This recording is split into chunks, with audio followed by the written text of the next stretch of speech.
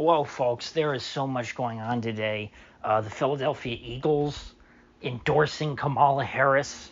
I think that's the first time in history that an NFL team has endorsed a presidential candidate. You've got Aaron Imholt arrested for revenge porn, cementing the fact once and for all that Nick REKT is indeed a cuckold. But I think by far the biggest news of the day, the cherry on top, is the collapse in Nvidia stock, down over 10%, I believe, by the end of the day. They lost $280 billion in market cap. According to Zero Hedge, this is the biggest drop in any stock, period, in history. No one has ever lost $280 billion of market cap in a single day. So congratulations, Nvidia. Enjoy holding that new record, because you may not have it for long. Not that particular record. You may break that very record tomorrow, because the slip of the tongue.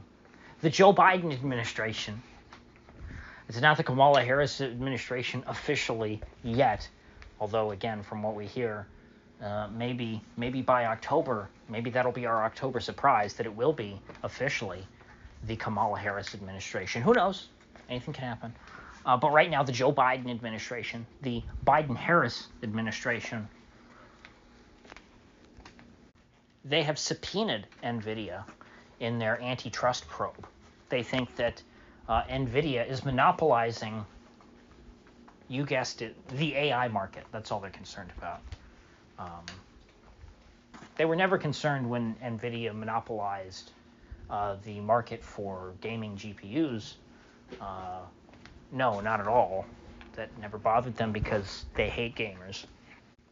The DOJ, they really do hate gamers. More so than Nvidia. I think that Nvidia is indifferent towards gamers. But now that it involves AI, now the government cares. They really, really care. They've smacked down Nvidia a couple of times. Of course, we had the whole 4090 being banned for export to China. That was a big deal. That was a big blow to Nvidia. They now can't export GPUs that are that powerful. And, Nvidia's got some GPUs, they're professional cards that are, I believe, much more capable than a 4090. Well, they can't even sell the consumer-grade 4090, for $2,000, $3,000, whatever the Chinese are willing to pay. No, instead they had to come up with a slightly cut-down 4090D. And boy, did the Defense Department not like that one. They said, no, how dare you? How dare you look at what we said and what we told you to do and follow that exactly to the letter of the law? We don't like that when people follow rules. And so they're very upset. They don't like how powerful Nvidia's position within the AI market is. They don't like that Nvidia is helping to essentially build out the entire AI ecosystem. They are developing what all of these, AI-focused companies, they're developing what they want for them sort of as they go. Because we all remember just a couple of years ago, Nvidia was a gaming company. They made stuff for you to have fun with video games. They were all about 3D accelerated graphics. And I don't understand the technology behind it. I don't know why this works, but for some reason, when companies and techie wizards started experimenting with artificial intelligence, they found, hey, a GPU is really the best tool for trying to train AI. And so Nvidia went from being the king of gaming overnight to becoming the king of artificial intelligence. And so since none of this hardware existed yet, the tools of creating AI, nothing specially designed for AI has ever existed, Nvidia is working with these companies to create these things as they go. And so, of course, they are constructing a proprietary ecosystem. It's not like Nvidia is working with AMD, for example, to make all their stuff like cross-compatible. Like, no, Nvidia is developing their own stuff. And, if you invest heavily into the Nvidia ecosystem to develop all your artificial intelligence, it's not like you can just go out and buy a bunch of AMD GPUs and add that on to your system. And this seems to be what the Department of Justice is concerned about. Now, do they have any right to be concerned about it? No. No, they don't. And I can say that fairly, even though, I'm not a big fan of NVIDIA's current business practices, simply because it doesn't benefit me. Now, if I were one of their AI customers, I probably would love NVIDIA, because NVIDIA is very focused on serving that AI market. But, as someone who only has a use for NVIDIA GPUs for entertainment purposes, the prospect of spending $2,000, $1,000, or even $500 when you look at the quality of what you're getting from NVIDIA for $500 these days. Not excited about any of it. I'm not excited by NVIDIA products whatsoever. Of course, the same goes for AMD. They're no better. Well, they're a little better, but not much better. I don't think you deserve credit for coming out with a better product than the 4060 Ti. A ham sandwich is more fun than a 4060 Ti. But anyway, despite my feelings on that, I don't wish them to be persecuted by the regime. I always have said, I've been consistent in this, antitrust is a boogeyman.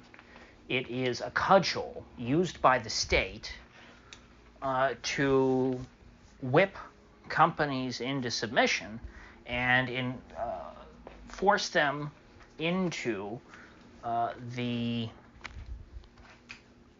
it's not even the military-industrial complex. It's much broader than that. But that's where it originated. That's where these relationships between government and the private sector. That's the model, is the military-industrial complex. I guess this would be the AI industrial complex. And AI, of course, is a weapon. That is how the government sees it. And so I guess it is military-industrial complex adjacent. They are butting heads with the Pentagon.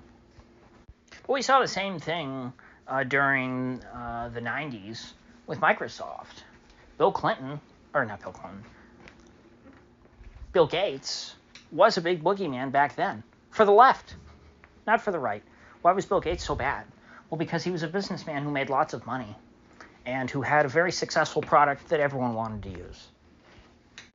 And I say that as someone who, would I have been happy if there was still more competition when it came to architectures and operating systems?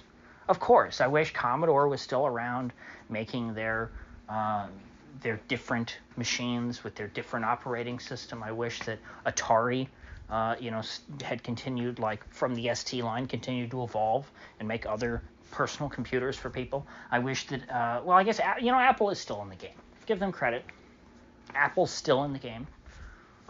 They are not exactly great for consumers, I don't think, but they are at least an alternative.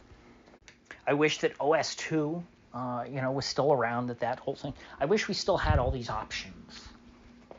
Hell, I wish a simple command line operating system that was just, hey,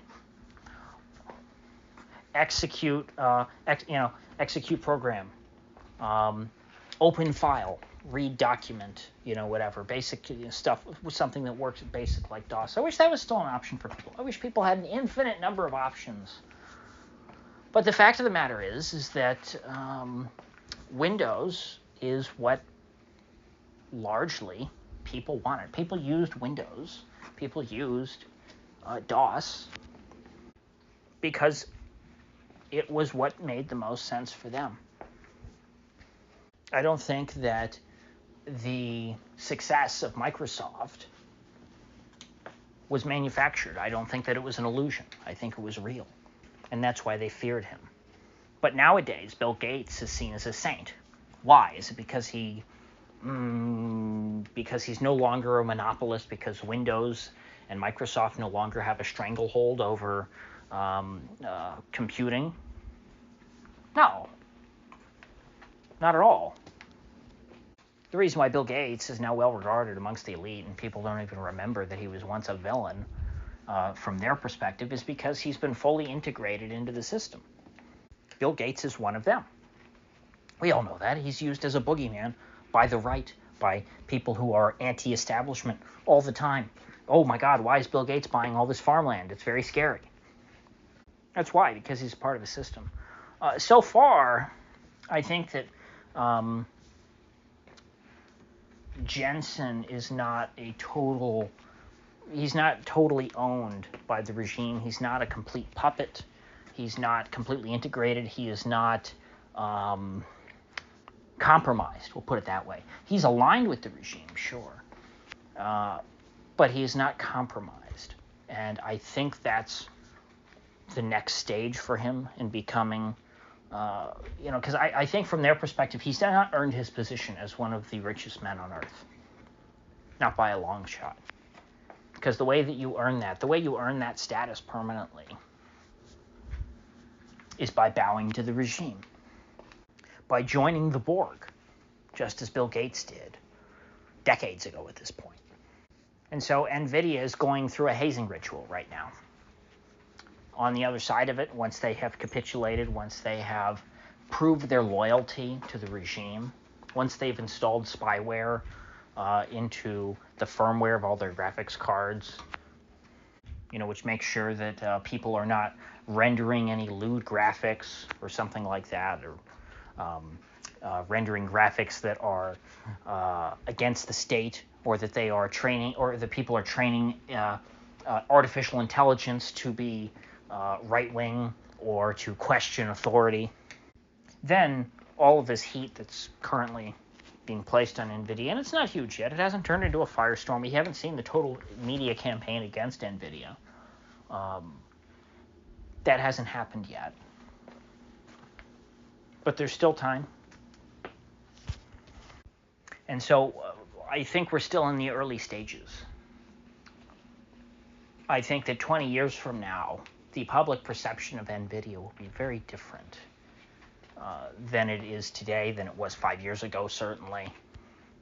I think people will look back at the launch of the 1080 Ti and see it as quirky and bizarre as people look back at the launch of Windows 95 today.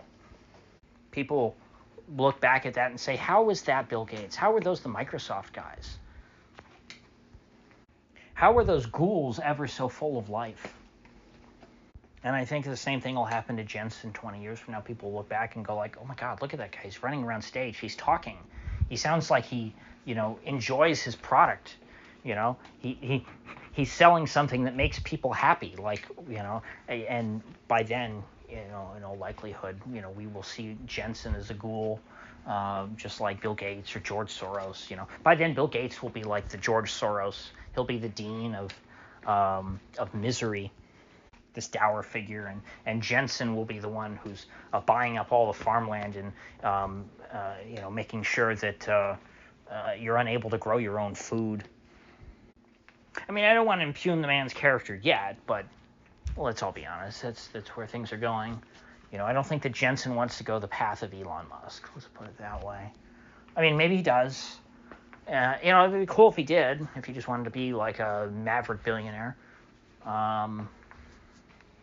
But there's just not much incentive to do that. Has anything that Musk has done, has it helped his position? Has it made things better for his family, for his children? The interesting thing about Musk is that because he doesn't have, he doesn't really have a family. He has a bunch of kids, and he has a brother, maybe other siblings. He does have family, but he's not thinking about the legacy, I don't think, of what he leaves behind to people. He's like, yeah, my kids will have plenty of money. I'm not worried about that. Whereas most people who are in that kind of position are, want their family to be powerful for generations. I don't think that Musk is thinking that way. I don't think that he's thinking about, essentially passing on a title of nobility to his heirs. Whereas the average member of the power elite. That is how they operate. That is what drives them. So anyway, with that said, I will see you folks back here in the next one.